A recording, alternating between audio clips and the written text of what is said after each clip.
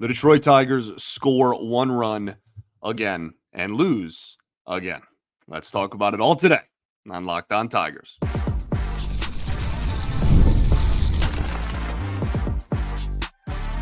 You are Locked On Tigers, your daily Detroit Tigers podcast. Part of the Locked On Podcast Network, your team every day.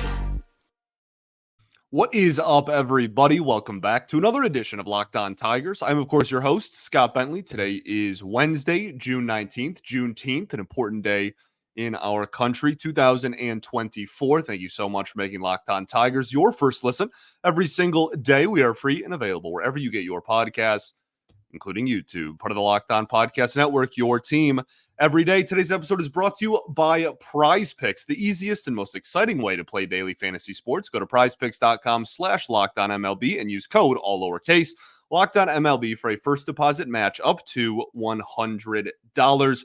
Welcome in, everyone. Welcome all again on this Juneteenth.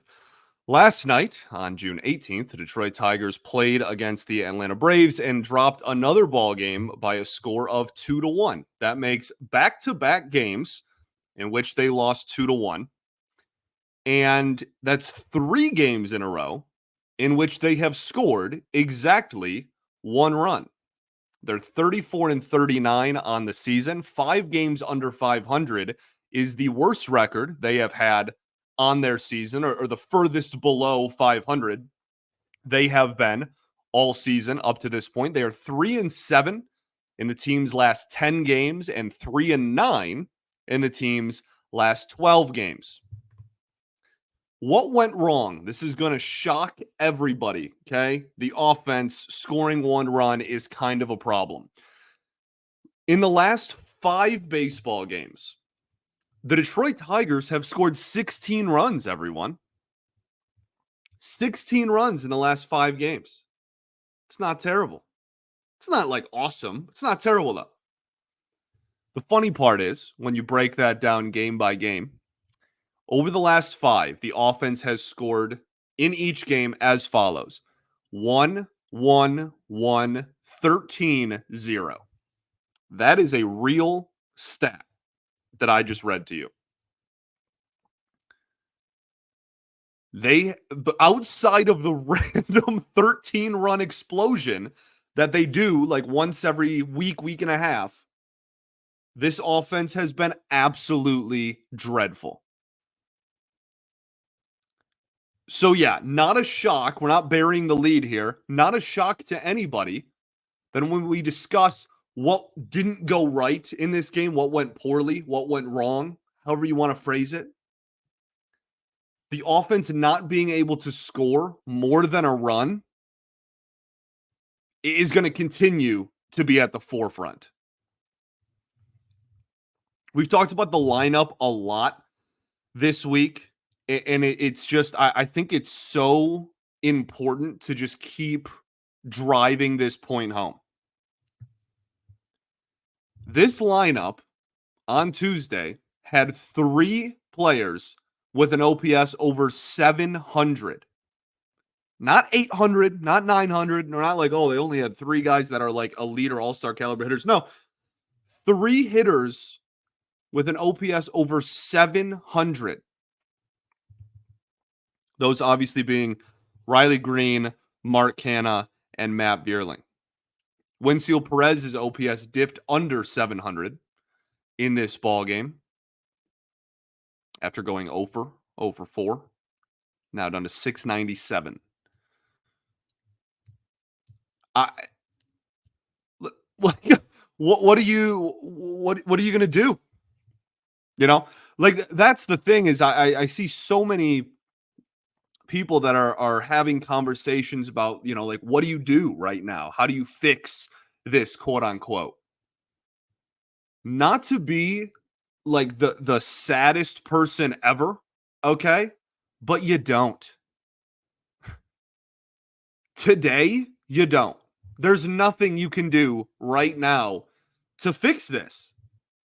And that is the problem. You had a winter to address it, and you didn't really.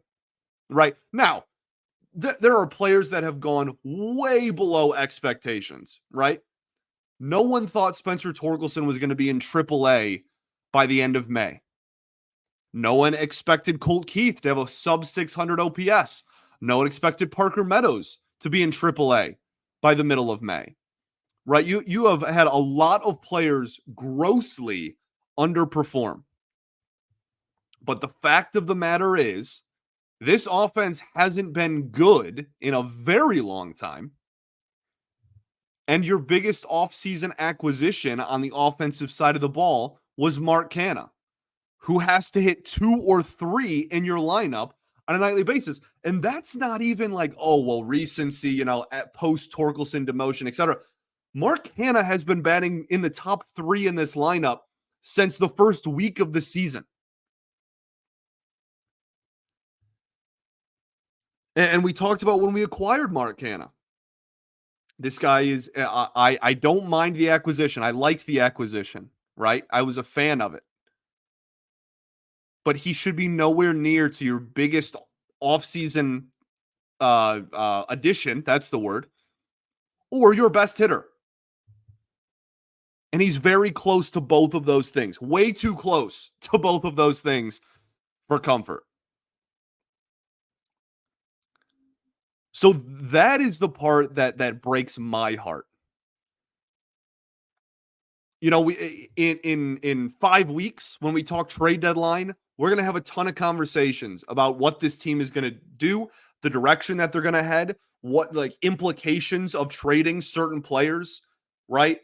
We're going to have the Skubal conversation plenty. We're going to have the Jack Flaherty conversation plenty, right? But I think the most demoralizing part about where the team is at today on Wednesday is that there isn't anything you can do right now to try and address this. It just is what it is.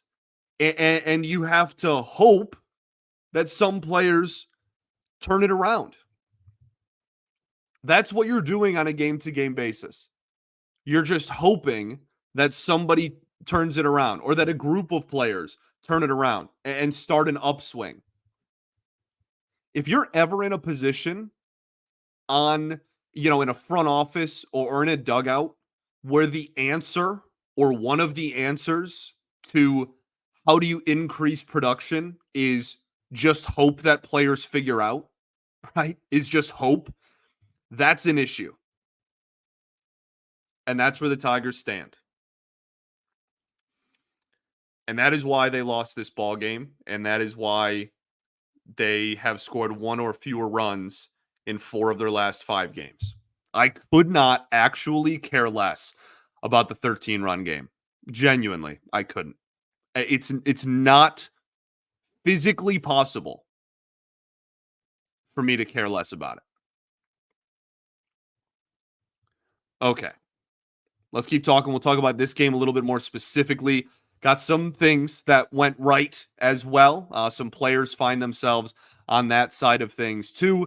We will talk about all of that and more right after this.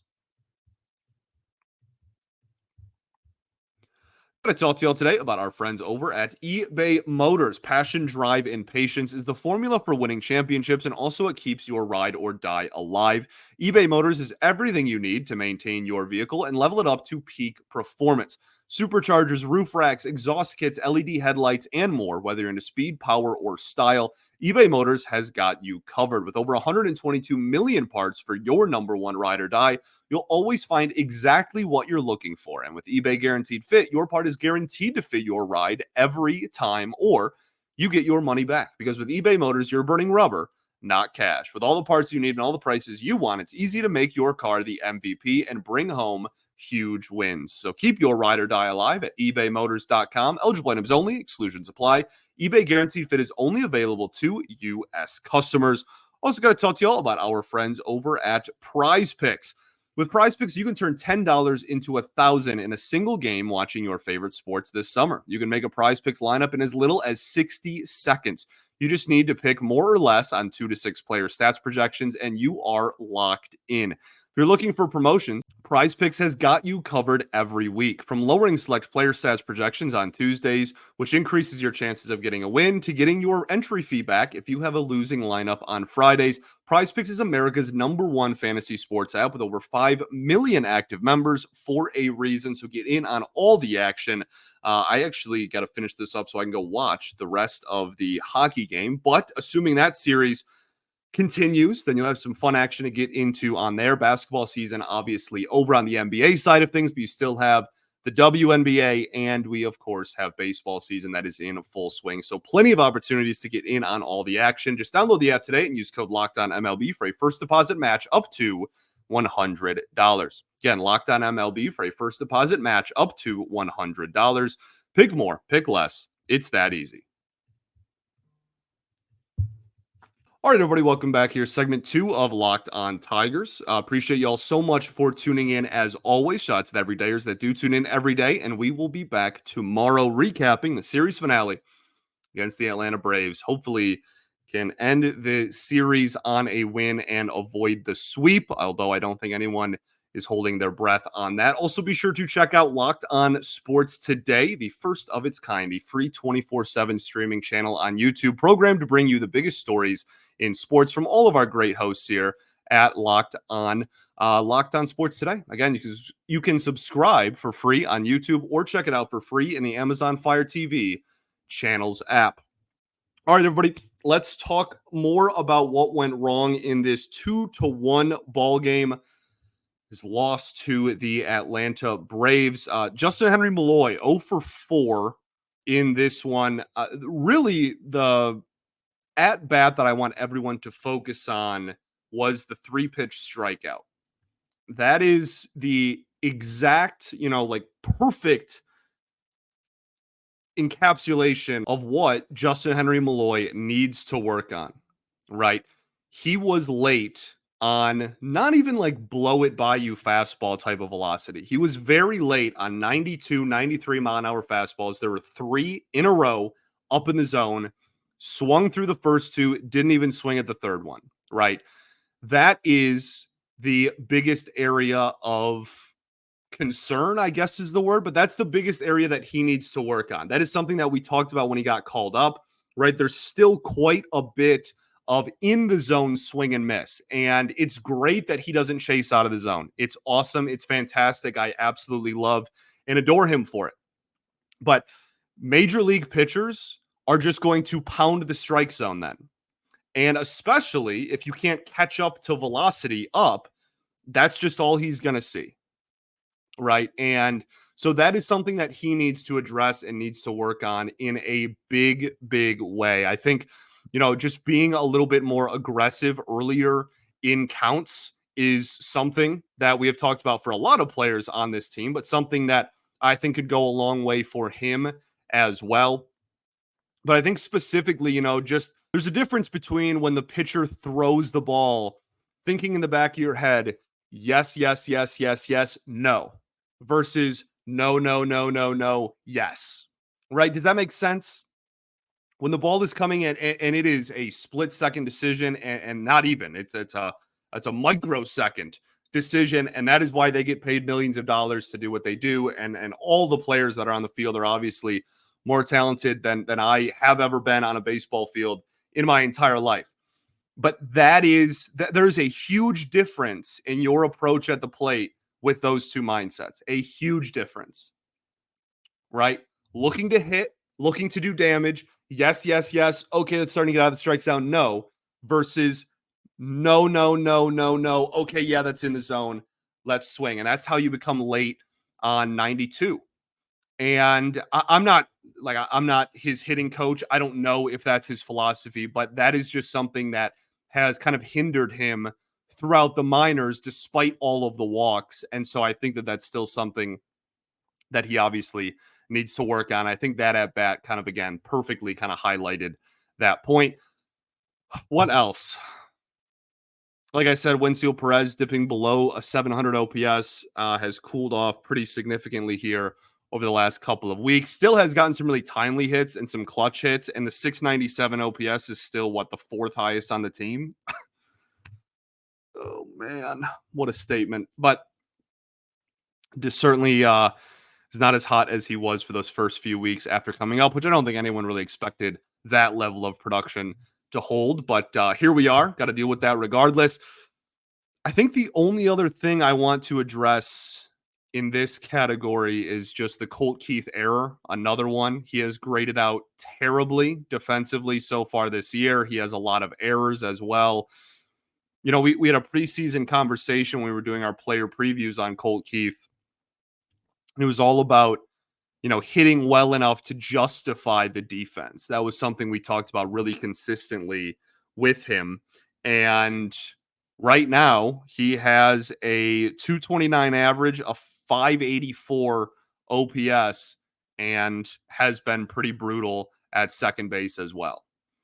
So something has to give there. I still believe in the bat. I still believe in it long term. I have no issue with the contract still, et cetera, et cetera. This has really been a frustrating start to his major league career, and I'm sure he feels the same way and is trying to work through all of that as well. Let's talk about what went right in this ball game. We will do that right after this.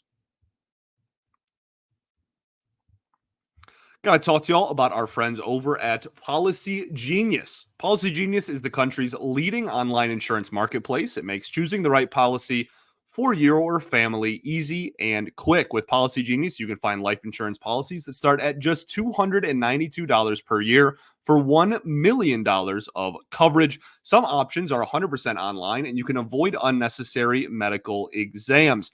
Get peace of mind by finding the right life insurance with Policy Genius. They have no incentive to recommend one insurer over another, so you can trust their guidance fully. They have thousands of 5-star reviews on Google and Trustpilot from customers who found the best fit for all of their needs. Look, your work life insurance policy may not offer enough protection for your family's needs, or even worse, it may not come with you if you have to leave your job. Policy Genius helps you easily compare your options from America's top insurers in just a few clicks. So head to policygenius.com or click the link in the description to get your free life insurance quotes and see how much you could save. That's policygenius.com. All right, everybody, welcome back here. Third and final segment of Locked On Tigers. I appreciate you all so much for tuning in as always. Let's talk about what went right in this ball game. Not a very long list, but there were a few players that I think stood out in this one, mostly in the bullpen. Andrew Chafin, 1 perfect inning, 2 strikeouts. Thought he looked really sharp. Good. That's a few outings in a row that I felt a lot better about him. Will Vest was solid as well. But the star of the show, the best player on the field for the Tigers in this ball game, was pretty comfortably Bo Brisky. 2 1/3 perfect innings with 2 strikeouts. The fastball was exquisite, if you will, in this one. I thought he looked really, really, really sharp. There was a couple of shaky sliders still, a couple that caught way too much of the plate if you want to get super nitpicky about it. But they didn't end up costing him anything. And I thought the fastball and obviously the changeup, that is his best pitch, if that's not abundantly clear. So that looked great. But I really thought the fastball was some of the best that it has looked since he had come back from the minors. So I thought that he looked great. He's got a sub-3 ERA on the season now. And if he can continue to do this type of production with, again, multiple innings under his belt as well, that's going to be a huge asset. And I think he's going to play himself into higher and higher leverage. Now, naturally, he'll then implode once he gets into high leverage, because that's what every single reliever on this team has done this season. But cynicalness aside, very, very solid for real. He looked really, really good in this one. Zach McKinstry made a couple of nice plays defensively as well. Chalk that up to what went right in this one. But I mean, my goodness, is it actually this hard to find a shortstop that can hit a baseball? Like, is that genuinely this difficult of a task? Is that this impossible? We've had Zach McKinstry is a 177 average and a 505 OPS. Javi is on pace to be the worst hitter in baseball and one of the worst qualified hitters of recent memory. in like all of baseball. And Ryan Kreidler has done next to nothing since getting recalled at the plate. Is it actually this difficult? Seriously, is it this hard to find a shortstop that can do anything at the plate? My goodness. Really good play defensively, though. Okay, stuff. Casey Mize, 4 innings, 5 hits, 2 earned runs, no walks, 3 strikeouts. Kind of a weird ball game for Casey Mize in this one. He had 11 whiffs, which is the most we've seen out of him in a while. However, the pitch count was absolutely through the roof. Again, still 2 runs there early in the ball game. Did settle in a little bit, at least kept prevented runs, which I guess at the end of the day is his job, but an incredibly inefficient outing. Very high pitch count in only 4 innings. Still only the 3 strikeouts in a start is not, blow your socks off stuff. But also threw strikes when it mattered. Like I'm really like ping-ponging back and forth with this one. Like did show swings and misses, but also didn't show consistent swing and miss with 2 strikes. Right? That's great that we took a step in the right direction and we saw some more whiffs than we have been seeing, but it was still very minimal in high leverage counts.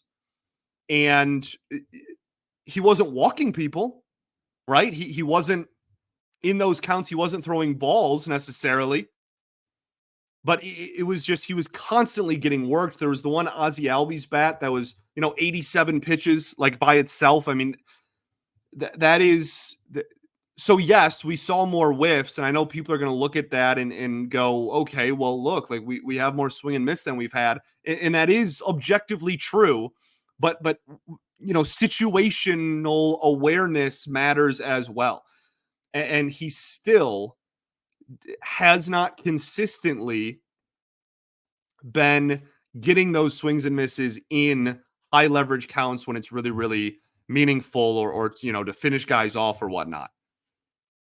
And that's going to continue to be something we look at. Hopefully this is some sort of a step forward, some sort of the slider had, I think, 4 whiffs in this one. That's more than we've seen from that in a while. The fastball had some swing and miss, the splitter, there was some stuff to like.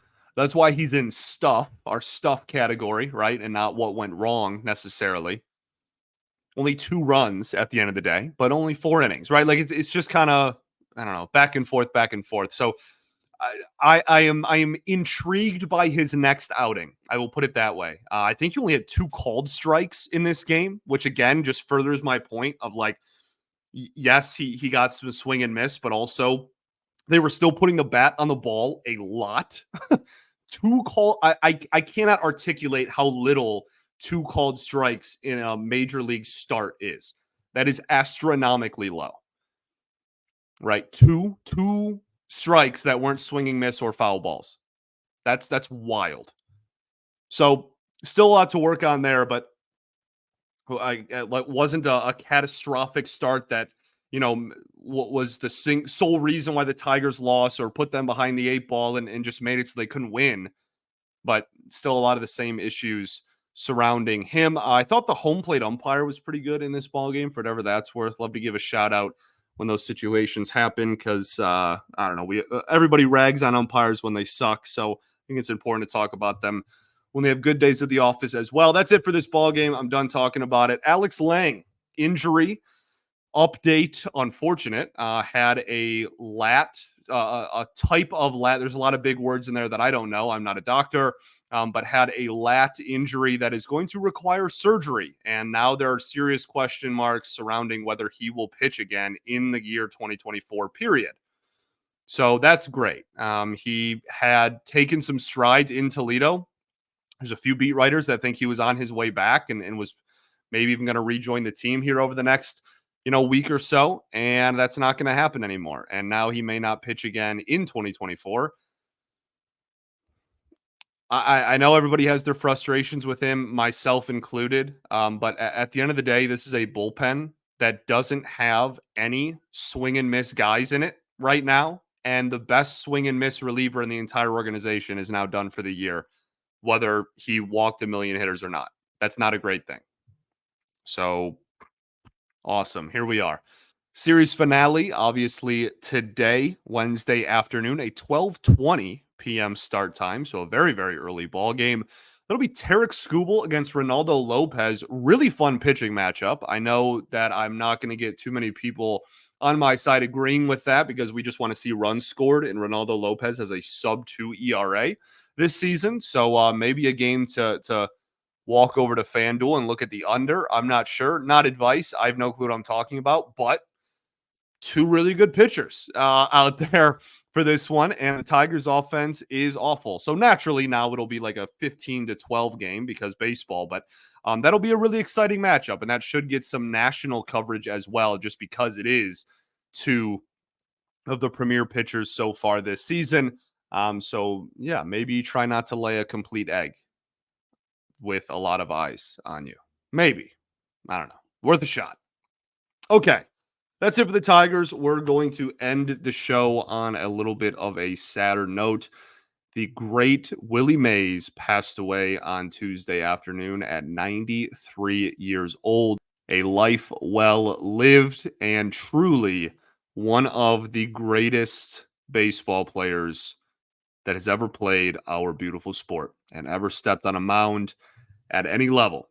One of the most iconic plays in the history of baseball. Really a moment that went beyond baseball. Is just one of the most famous, pop culture, if you will, moments in the history of this country. And man, go look at Willie Mays' stats. It is mind-boggling how good of a ball player he was. The ultimate five-tool player, 24-time All-Star. Can you fathom that? 24-time All-Star. Truly one of the greatest players to ever play our game. Great person. Did a lot for the game of baseball. A lot. Did a lot for the city of San Francisco, the city of New York. Just a really, really sad day for the baseball community as Willie Mays passes away. One of the treasures of sport. We're only a little bit away from the game at Rickwood Field, which he said a couple of days ago that he was not going to be able to attend. Just unfortunate and sad all around as the baseball community mourns the loss of Willie Mays, icon, hero, whatever adjective you want to use is probably accurate. Just a absolutely fantastic leader for our great sport and someone who truly will be missed. The sun won't shine as bright today. Willie Mays unfortunately passes away at 93. So rest in peace to the Say Hey Kid forever. We'll be back tomorrow. Peace and love. Going to therapy's dope. I'll catch y'all then, baby. Go Tigers.